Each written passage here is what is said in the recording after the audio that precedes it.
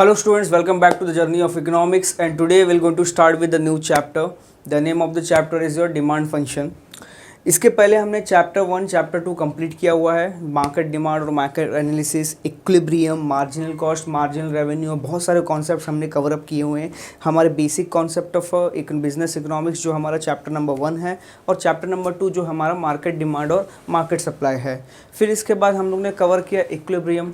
ना market demand and market supply के equilibrium points और कैसे उसमें चेंजेस आते हैं, वो सब चीज़ें हमने कवर अप की हुई हैं।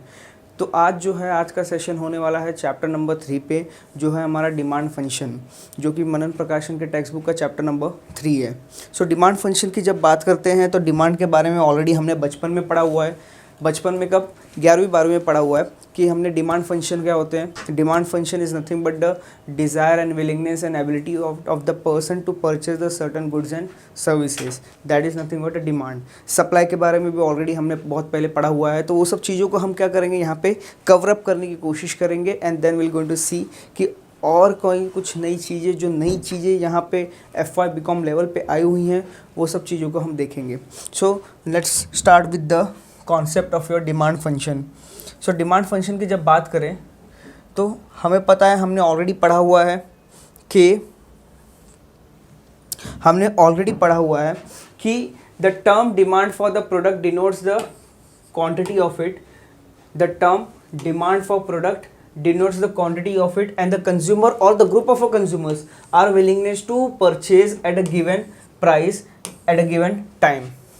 The demand for the product denotes the quantity जो consumer परचेज करने चाहते हैं और किस पर्टिकुलर प्राइस पे और किसी पर्टिकुलर टाइमिंग पे उन्हें क्या करना है, वो चीज़ों को परचेज करना है। From the above definition of the demand, it is clear that the demand for the product has a following aspect. If you're going to see how many aspects are there, यहाँ पे आप देखेंगे तो कुछ expect यहाँ पे दिए हुए हैं, जिसमें होता है आपका demand for the function.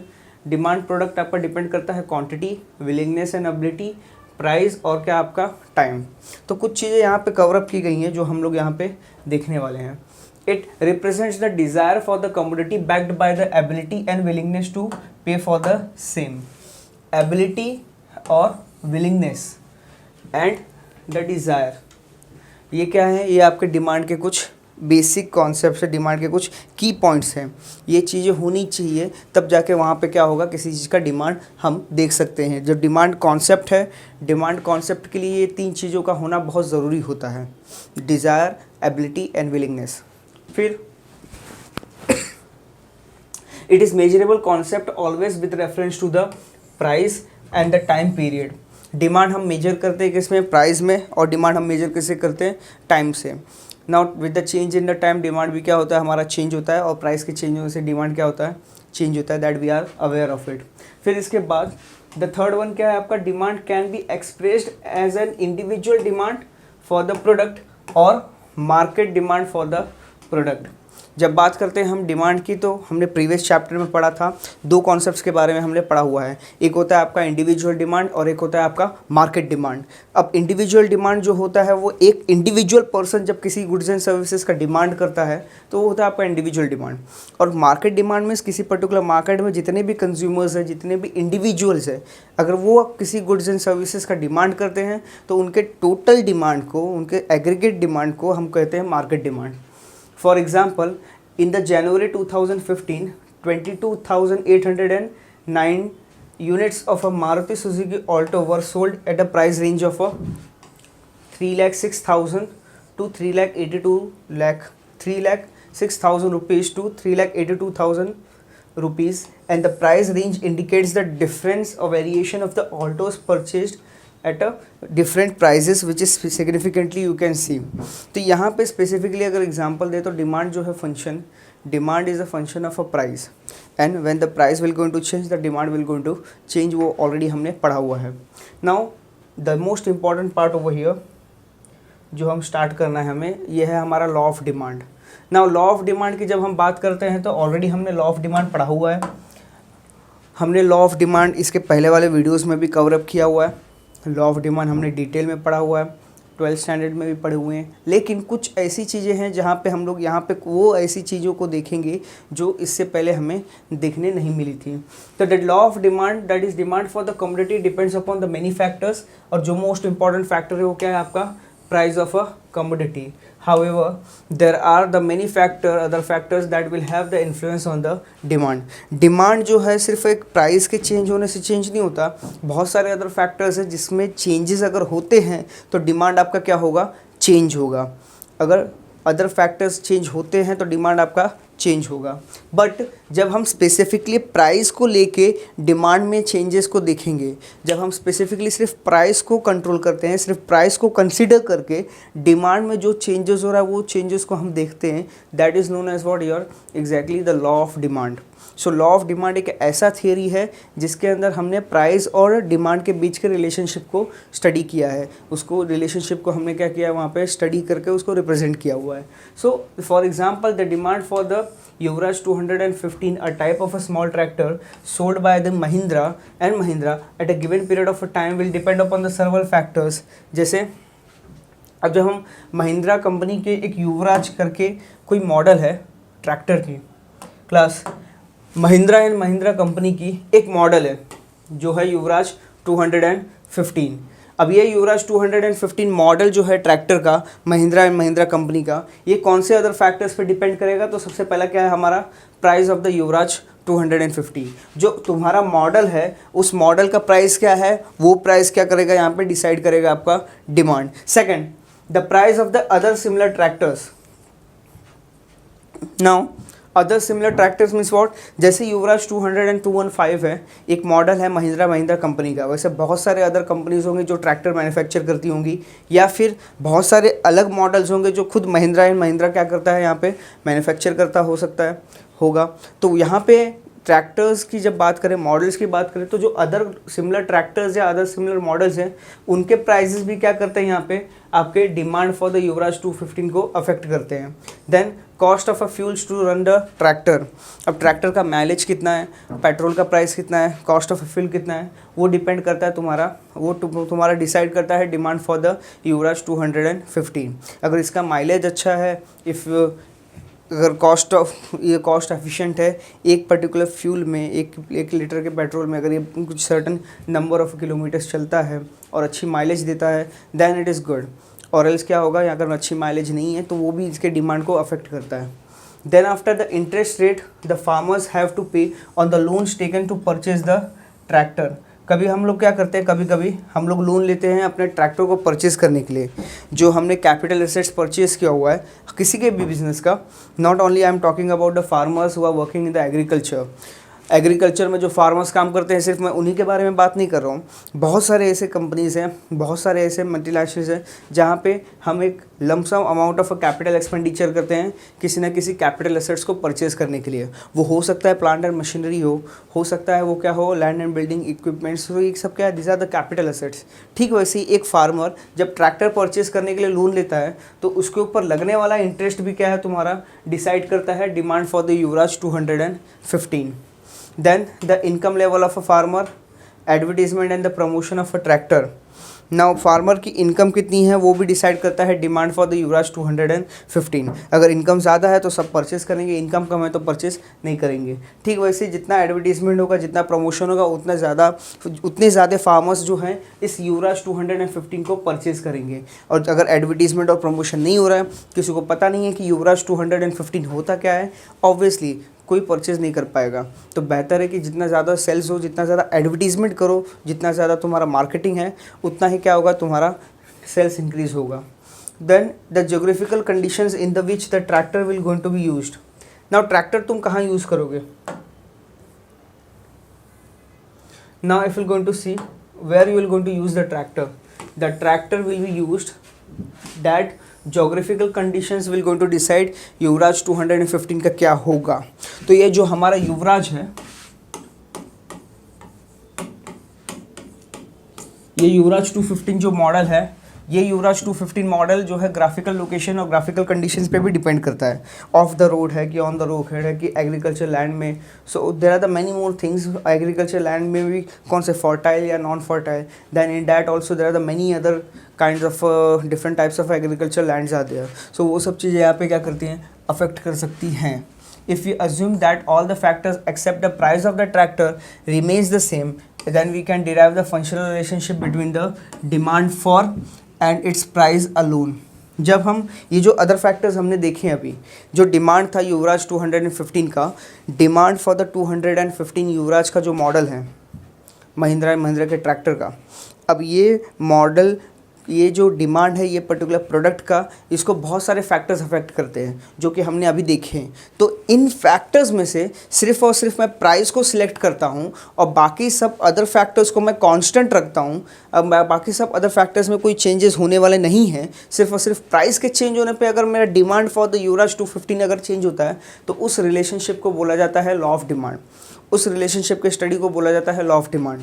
So law of demand is nothing but the relationship between the demand for the tractor and its price, demand for the tractor and its price, and this relationship is explained with the help of a law of demand, जिसके बारे में हम ये क्या कर रहे हैं, अभी स्टडी कर रहे हैं। तो लॉ ऑफ डिमांड जो है आपका प्राइस और क्वांटिटी के बीच का रिलेशनशिप क्या करता है, यहाँ पे एक्सप्लेन करता है। Then after if you going to see, इसके बाद The Alfred Marshall in the 1842 and 1924 was one of the most influential neoclassical economists. एक अल्फ्रेड मार्शल था। Alfred Marshall, who is Alfred Marshall? Alfred Marshall is that person जिसने एक new classical economist यहाँ पे लेके आया हुआ था। Then he was a new classical economist and his book principles of economics was an important work in which Marshall brought out the analysis of the demand, marginal utility, consumer surplus and the cost of production. अब Marshall ने क्या किया, martial ने कुछ important topics जो है cover up किए यहाँ पे माइक्रो इकोनॉमिक्स के, जो हैं आपके कौन से, demand analysis, marginal utility, consumer surplus और cost of production, inversely related to the each other, and when the price of a commodity rises the demand for the commodity will going to fall. और इसके साथ साथ हमने ये भी study किया कि प्राइस और डिमांड के बीच में इनवर्स रिलेशनशिप क्या होता है, एग्जिस्ट करता है। Then after law of demand क्या एक्सप्लेन करता है, how the consumers choice behaviour changes when there is a change in the prices of a commodity. जब कमोडिटी के प्राइजेस चेंज होते हैं तब कंज्यूमर का बिहेवियर कैसा चेंज होता है, उसके स्टडी को बोला जाता है लॉ ऑफ डिमांड। कि जैसे अगर मैंने प्राइस इंक्रीज़ किया, प्राइस के इंक्रीज़ करने से कंज्यूमर के बिहेवियर में क्या चेंज आया कि कंज्यूमर ने हमसे ज़्यादा गुड्स एंड सर्विसेज परचेज नहीं किए, या कंज्यूमर जितने गुड्स एंड सर्विसेज का डिमांड करता है उतने गुड्स एंड सर्विसेज का डिमांड नहीं करता है और उससे कम करना चालू कर दिया है। सो this is nothing but what, law of demand. फिर इसके बाद the next one, if you're going to see,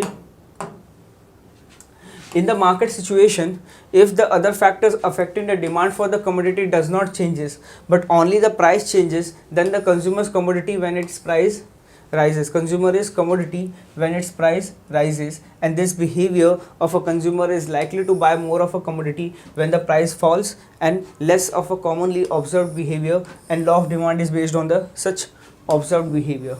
देखो एक कंज्यूमर का बिहेवियर होता है, इन शॉर्ट अब मैं आपको एक्सप्लेन करता हूँ।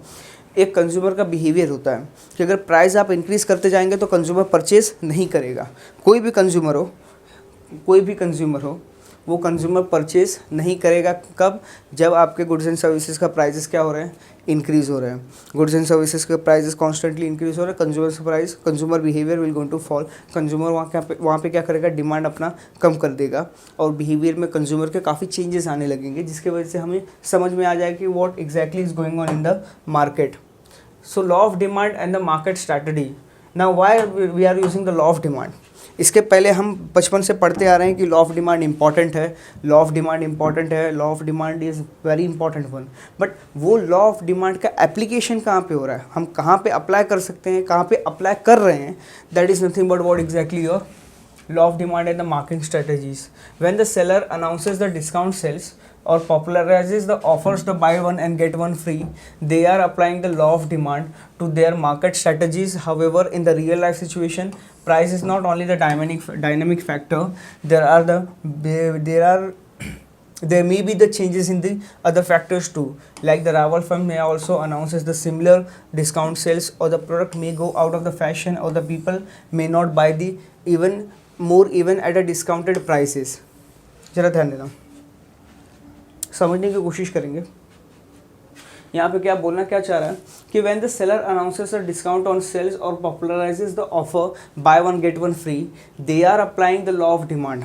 जब ऐसा कोई ऑफर आता है मार्केट में, उसे बोला जाता है क्या, law of demand. They are applying what, law of demand का कॉन्सेप्ट यहाँ पे, they are applying the law of demand concept to their marketing strategies. However in the real life situation में price is not only the dynamic factor. Price ही एक ऐसा dynamic factor नहीं है जिसके चेंज होने पे डिमांड हमारा चेंज होगा. अदर फैक्टर्स भी है जिसके चेंज होने पे डिमांड हमारे चेंज होते हैं. And the discount sales of the product may goes out of the fashion और peoples may not buy the even more at a discounted prices. तो ऐसे कुछ रीजंस है जिसके वजह से क्या होता है, डिमांड हमारा चेंज होता है. And these are the real world challenges that the firm have to face to overcome the limitations of a law of demand, and such a challenges met through the effective advertisement and the promotion and carry out product innovation along with the price variation. अब ये जो variation आता है real life में, practical situations में जो problems आते हैं, उन्हें हम कैसे सॉल्व करते हैं, उन्हें हम सॉल्व करते हैं the limitations of the law of demand. Such challenges are met through the effective advertisement. अब हमारा डिमांड कैसे इंक्रीज़ करें, प्राइस तो हमको इंक्रीज़ करना नहीं है, प्राइस हमें कांस्टेंट रखनी है. तो डिमांड कैसे इंक्रीज़ करें, तो डिमांड इंक्रीज़ करने के लिए हमें ज़्यादा से ज़्यादा क्या करना पड़ेगा, एडवर्टीजमेंट करनी पड़ेगी. हमें ज़्यादा से ज़्यादा मार्केटिंग स्ट्रैटेजीज़ का यूज़ करना पड़ेगा. जब एडवर्टीजमेंट और मार्केटिंग स्ट्रैटेजी का यूज़ करके हम अपने गुड्स एंड सर्विसेज की डिमांड मार्केट में इंक्रीज़ कर लेंगे without changing the price, that is known as what, effect of other factors. And the law of demand, that is the inverse relationship between the price and the quantity demanded of a goods can be explained through the demand curve in the figure 3.9. अगर हम यहाँ पे draw करें diagram class, अगर हम यहाँ पे diagram draw करते हैं तो this diagram will going to look like this. This is your demand curve, this is price, this is quantity. ये क्या हो गया आपका, लॉ ऑफ डिमांड का रिलेशनशिप एक्सप्लेन कर रहा है. What which kind of relationship, तो when the price will going to fall from P to P1, the quantity demanded will going to increase from Q to Q1. When the price will going to fall from P to P1, the quantity demanded will going to increase from Q to Q1. And this is only the concept of a law of demand. फिर यहाँ पे explanation part अगर आप read करोगे तो explanation part में कुछ आपको देखने मिलेगा.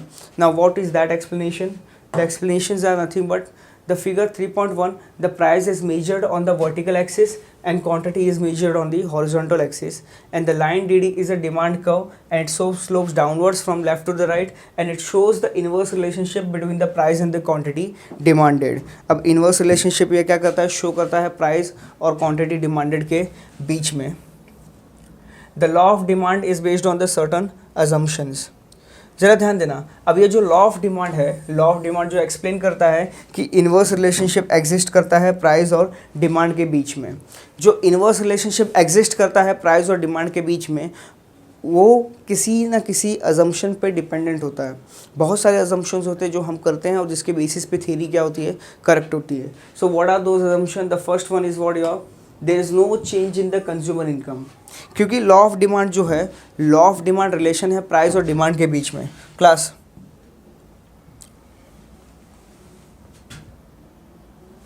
जो लॉ ऑफ डिमांड है, लॉ ऑफ डिमांड रिलेशनशिप है प्राइस और डिमांड के केस में. जब प्राइस आपका इंक्रीज होगा, डिमांड क्या होगा, डिक्रीज होगा, और vice versa.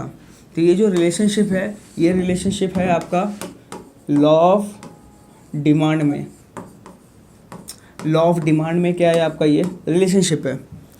This kind of relationship is there in the law of demand. But जब कंज्यूमर की इनकम चेंज होगी तो डिमांड भी ऑटोमेटिकली क्या हो जाएगा, चेंज होगा. जब कंज्यूमर की इनकम बढ़ेगी तो डिमांड ऑटोमेटिकली चेंज हो जाएगा. तो इसीलिए हम ये इनकम जो है हम अज्यूम करते हैं कि there is a no change in income.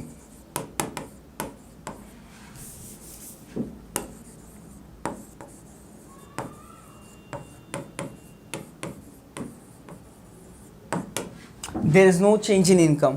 Income यहाँ पे चेंज नहीं होगा. क्यों? अगर इनकम चेंज हो गया, अगर इनकम क्या हो गया हमारा चेंज हो गया तो obviously demand will also going to change. Consumer का जब इनकम बढ़ेगा तो कंज्यूमर ज़्यादा गुड्स एंड सर्विसेज का डिमांड करेगा, और जब ज़्यादा गुड्स एंड सर्विसेज का डिमांड करेगा तो ऑटोमेटिकली डिमांड क्या हो जाएगा, बढ़ जाएगा।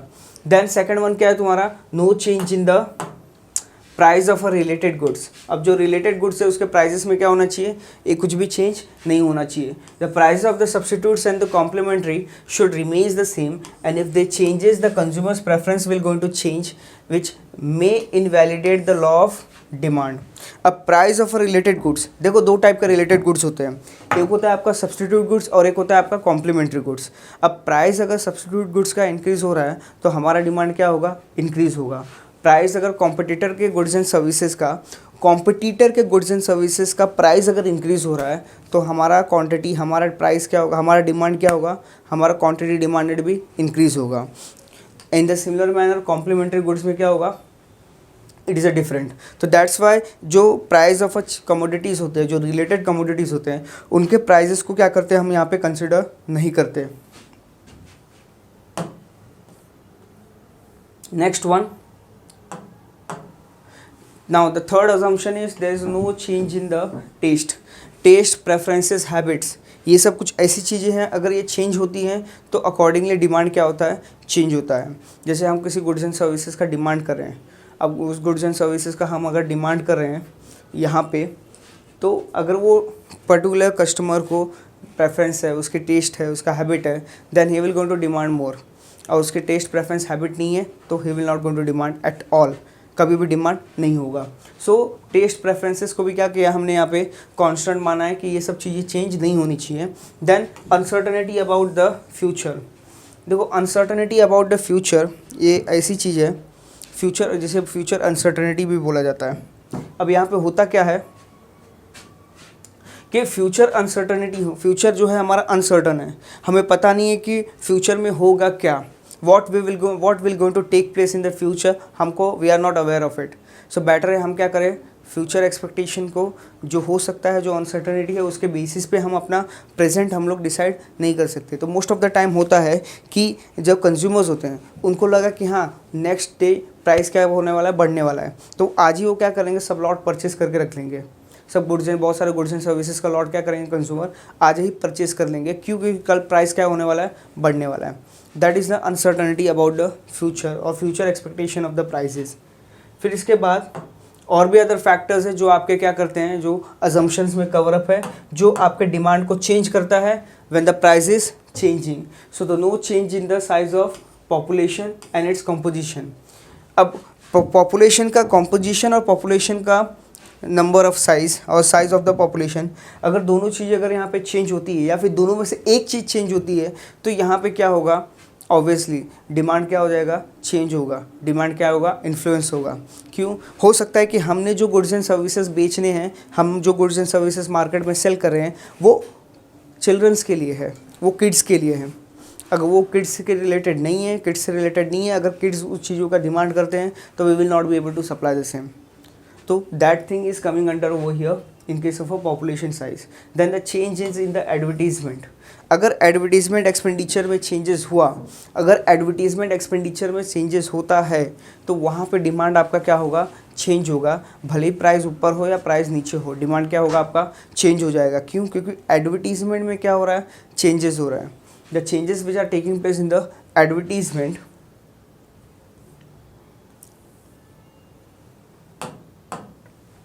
effective and extensive advertisement of the product will affect the consumers preference। अगर ज़्यादा एडवर्टीजमेंट हुआ तो कंज्यूमर डिमांड करेंगे, कम एडवर्टीजमेंट हुआ तो कंज्यूमर डिमांड ज़्यादा नहीं करेंगे। And then change in the government policy, there is no change in the factors, natural factors. अब गवर्नमेंट पॉलिसीज़, गवर्नमेंट को अपनी पॉलिसीज़ में क्या करना है, चेंज नहीं करना है। जैसे direct tax on the income may reduce the while subsidies में इंक्रीज द डिमांड। अगर हमने ज़्यादा टैक्स चार्ज किया पब्लिक से, हमने क्या किया, इनकम टैक्स हम ज़्यादा चार्ज कर रहे हैं कस्टमर्स से, तो कस्टमर्स उसका क्या करेंगे, रीपेमेंट करेंगे। Customers will going to make the payment to the government, और रिमेनिंग अमाउंट क्या होगा, कस्टमर का इनकम होगा after making the payment of a tax. तो जब अगर टैक्स इंक्रीज़ हो रहा है, गवर्नमेंट ने अपने पॉलिसीज चेंज कर लिए, डायरेक्ट टैक्स हो या इनडायरेक्ट टैक्स हो, गवर्नमेंट ने क्या किया, अपने पॉलिसीज चेंज किए। तो जैसे ही गवर्नमेंट पॉलिसी चेंज करेगा उसका इमीडिएट इफेक्ट क्या होगा, डिमांड पे आएगा। That is nothing. Then next one is natural factors. अब because of the natural factors कभी कभी क्या होता है, डिमांड आपका चेंज होता है बट प्राइस चेंज नहीं होता। प्राइस आपका कांस्टेंट है लेकिन डिमांड क्या होगा, चेंज होता चले जाएगा। That is known as natural factors. अब कोई अगर नेचुरल फैक्टर्स है, नेचुरल क्लैमिटीज़ है, उनके चेंज होने पे अगर आपका डिमांड चेंज हो रहा है देन यहाँ पे क्या होगा, उस चीज़ को हम क्या करेंगे, अज्यूम करेंगे कि ये सब चीज़ें क्या हैं, चेंज नहीं हो रही हैं, इनमें ये कांस्टेंट है। तो अभी तक हमने जितने भी अजम्पशंस देखे, सब अजम्पशंस में हमने क्या किया, एक ही चीज़ की है कि no change in consumer income, no change in the price of related goods, no change in the taste, no uncertainty about the future. तो ये कुछ अजम्पशंस हैं जहाँ पे अगर ये अदर फैक्टर्स में अगर एक भी चीज़ चेंज हो गया तो उसके वजह से जो हमारा लॉ ऑफ डिमांड है, जो स्टडी करता है प्राइस और डिमांड के बीच का रिलेशनशिप, वो क्या हो जाएगा, फेल हो जाएगा। सो स्पेसिफिकली जब हम लॉ ऑफ डिमांड की स्टडी करते हैं, we are assuming other factors जो डिमांड को अफेक्ट कर सकते हैं, उसे हम कांस्टेंट मान लेते हैं। This is nothing but the assumptions of a law of demand. फिर इसके बाद the next one which is given over here, next क्या दिया हुआ है, the law of demand while explaining the relationship between the price and the quantity demanded expects all the other factors of the price to remain the constant other than the price को छोड़ के, price of a commodity को छोड़ के जितने भी other factors हैं जो प्राइसेस डिसाइड कर सकते हैं, जितने भी अदर फैक्टर्स हैं वो अदर फैक्टर्स को क्या करना है, यहाँ पे एज्यूम करना है। हम एज्यूम करेंगे कि ये क्या है, कांस्टेंट है। And all the constant factors put under the assumptions that other things being equal while explaining the law of demand. ना लॉ ऑफ डिमांड एक्सप्लेन करते टाइम पे हम क्या अजम्पशन करते हैं, अदर थिंग्स क्या है, इक्वल है, और उसके बाद ही हम क्या करते हैं, इसे सॉल्व करते हैं। फिर इसके बाद नेक्स्ट टॉपिक जो मोस्ट इंपॉर्टेंट है वो है आपका exception to the law of demand. देखो अजम्पशंस में assumption is a different, exception is a different. Exception का मतलब होता है वो चीज़ें जो लॉ ऑफ डिमांड में कवरअप नहीं हुई है, या वो चीज़ें जहाँ पे लॉ ऑफ डिमांड अप्लाई नहीं होता है, that is known as what exactly your exception. And ये exceptions, this are the certain things, ये कुछ ऐसे कॉन्सेप्ट है जहाँ पे आपका लॉ ऑफ डिमांड अप्लाई नहीं होता। लॉ ऑफ डिमांड आपका बोलता है जब आपका प्राइस इंक्रीज हो रहा है तो डिमांड आपका क्या होना चाहिए, डिक्रीज होना चाहिए, और वाइस वर्सा इफेक्ट होता है। लेकिन यहाँ पे कुछ ऐसे चीज़ें हैं जहाँ पे आपका लॉ ऑफ डिमांड अप्लाई होता ही नहीं है। जब आपके प्राइजेस गुड्स एंड सर्विसेज के इंक्रीज होंगे तो demand will not going to decrease, demand will also going to increase with the change in the prices. तो ज़रा ध्यान देना, सबसे पहला है आपका गिवन गुड। ना गिवन गुड एक ऐसा गुड्स है जहाँ पे हमने देखो बचपन में पढ़ा था, 12वीं 12th स्टैंडर्ड में आपने पढ़ा होगा कि गिवन गुड्स एक ऐसा गुड्स है जो क्या है, एक एक्सेप्शन है लॉ ऑफ डिमांड का, जहाँ पे लॉ ऑफ डिमांड अप्लाई नहीं होता। जैसे जैसे प्राइजेस इंक्रीज होते हैं वैसे वैसे क्या होता है, ऑब्वियसली द डिमांड भी इंक्रीज होता है। So these are the special type of inferior goods which are purchased more at a higher price and less at a lower price। जब इसके ज़्यादा प्राइस हो जाएंगे, if the prices will going to increase, वो time पे हम बहुत ज़्यादा स्टॉक परचेज करके रखना चालू कर देंगे। इन द सिमिलर मैनर जब हमारा प्राइजेस डिक्रीज होगा, दैट इज़ जब प्राइजेस हमारा लोअर होंगे, दैट सिचुएशन पे हमें क्या करना है, हमें अपना डिमांड नॉर्मली क्या होता है, इंक्रीज़ होता है, बट यहाँ पे डिमांड क्या होगा, डिक्रीज़ होगा। नेक्स्ट वन क्या है आपका, स्नोप वैल्यू। अब देखो स्नोप वैल्यू एक ऐसा सिचुएशन है जहाँ पे हम ज़्यादा करके शो ऑफ करते हैं। अब ज़्यादा करके शो ऑफ करना है तुम्हें, तो जब ज़्यादा महंगी या ज़्यादा लग्जरियस आइटम तुम परचेज़ करोगे, क्लास ज़्यादा लग्जरियस आइटम अगर तुम परचेज़ करोगे, तो लग्जरियस आइटम तुमने ज़्यादा परचेज़ की, मतलब वहाँ पे तुमने क्या करना है, स्नोप वैल्यू अपनी क्रिएट कर ली है। Snob value is nothing but what exactly, the value, the show off which the peoples are doing, and because of which prices के इंक्रीज़ होने पे जो डिमांड डिक्रीज़ होता था वो अब क्या होगा, इंक्रीज़ होगा। जितना ज़्यादा, जितना कॉस्टली वो लग्जरियस आइटम या वो कमोडिटी होगी, उतना रेयर और उतना क्या होगा हमारा यहाँ पे, इन दिस पर्टिकुलर केस उतना हमारा डिमांड भी इंक्रीज़ होगा। तो जितना ज़्यादा रेयर, जितना कॉस्टली होगा, उसके हिसाब से डिमांड भी इंक्रीज़ होता है। That is nothing but snob value. तो rich consumers who attach the snob value to owing and displaying the expensive goods such as diamond, jewellery etcetera purchases more such goods when their prices are rising. जब उनके prices ज़्यादा increase हो जाएंगे, जब उन्हें लगेंगे कि हाँ उनके स्टेटस का है, या उसके वेयर करने के, उसको परचेस करने के बाद जब वो यूज़ करेंगे चार्ज इनके सामने, their status will going to improve और they will going to do the show off तो शो ऑफ के सिचुएशन में क्या होता है, लॉ ऑफ डिमांड अप्लाई नहीं होता, क्योंकि शो ऑफ में क्या होता है, जितना महंगा होगा उतना ज़्यादा डिमांड बढ़ेगा। लेकिन हमारा लॉ ऑफ डिमांड क्या बोलता है, जितना ज़्यादा प्राइस इंक्रीज होगा उतना डिमांड क्या होना चाहिए, कम होना चाहिए। So snow value is that on the other hand, as the prices will going to fall, the same consumer may buy the less due to the loss of the snow appeal is because everyone can afford them. तो यहाँ पे क्या होता है, this is a situation. On the other hand, as the price fall, the same consumer may will going to buy the less due to the loss of a snow value. अब जब price, ये जो luxurious item होते हैं, अगर सोने का, diamond का अगर प्राइस गिर जाता है, nobody will going to purchase, because उनको क्या करना था, शो ऑफ करना था। और शो ऑफ कब होगा, जब आपने महंगी चीज़ें परचेज की हो, जब आपने कॉस्टली चीज़ों को परचेज किया है, then it is known as what, the piece of a show off, जो है अपना स्नो वैल्यू में। ठीक उसी प्रकार the next one is price expectation. अगर हम एक्सपेक्ट कर रहे हैं कि प्राइजेस मार्केट में इन फ्यूचर इंक्रीज़ होने वाली है, अगर हम जब एक्सपेक्ट कर रहे हैं, हमारा एक्सपेक्टेशन है कि मार्केट में प्राइस क्या होने वाली है, इंक्रीज़ होने वाली है, तब हम क्या करेंगे, भले ही हमारा प्राइस ज़्यादा हो, क्लास